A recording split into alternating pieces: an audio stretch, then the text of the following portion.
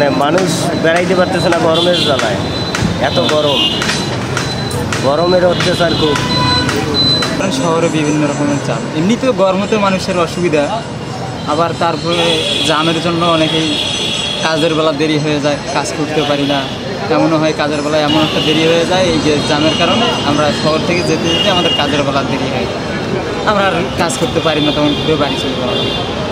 এমনি গরমতে ভালো লাগে না। আবার তারপরে যদি কাজ করতে না পারি বা বাসায় খাওয়ার জোগাড় করতে না পারি, আমাদের গরিব মানুষ, আমাদেরকে তো আর মনে করেন ওইভাবে চলতে পারি না, আমাদেরকে কাজ করেই খেতে হবে। গরম এতটাই গরম যে গরমে থাকা যায় না, এত গরম। আর কারেন্ট সবসময় লোডশেডিং, কিছুক্ষণ পর কারেন্ট পাই না আমরা। গরমতে মনে করেন অসুবিধা হয়ে যায় বাচ্চাদের, ছোট ছোট বাচ্চাদের এতটাই অসুবিধা হয় তা বলার মতো না।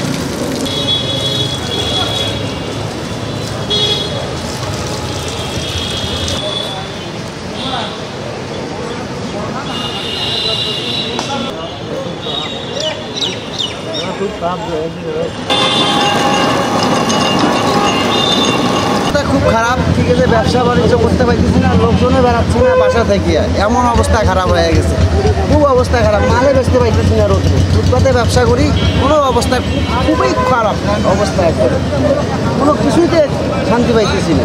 ব্যবসা একদম হালকা, একদম খারাপ, ঠিক আছে। ব্যবসা অবস্থা খুব খারাপ চলতেছে। 2000 মাল নিছি, এখনও 1000 মাল পড়িয়েছে, সকাল থেকে বেচতেছি, এখনও 1000 মাল পড়িয়েছে, বেচতে পাইতেছি না গরমে।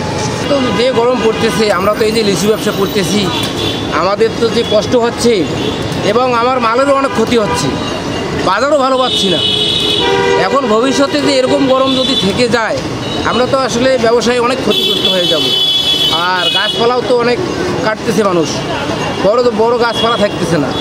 এখন তো ভবিষ্যতে আরও গরমটা বেশিও হতে পারে আরও। এখন যদি বৃষ্টি পড়ে, একটু হলেও আকাশ মেঘলা থাকে, তাহলে তো আমাদের অনেক সুবিধা হয়।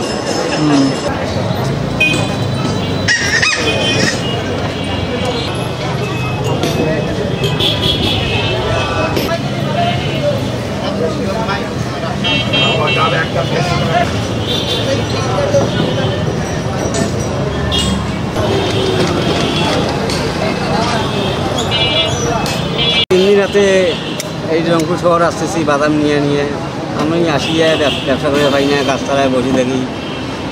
মানুষজনও খাবার পায় না গরমের তলায়। আমাদের গাছতলা থেকে বাইর হমো বাড়বা পাই না, আমার শরীর সরসরায়, মাথা ঘরে গরমের তলায় বহনি আসতে চায়। আমার যাতায়াত 100 টাকা দিন পকেট খরচে যায়। আমরা এখন ইয়াতে গিয়ে কীভাবে সংসার চলাই, কীভাবে কী করি।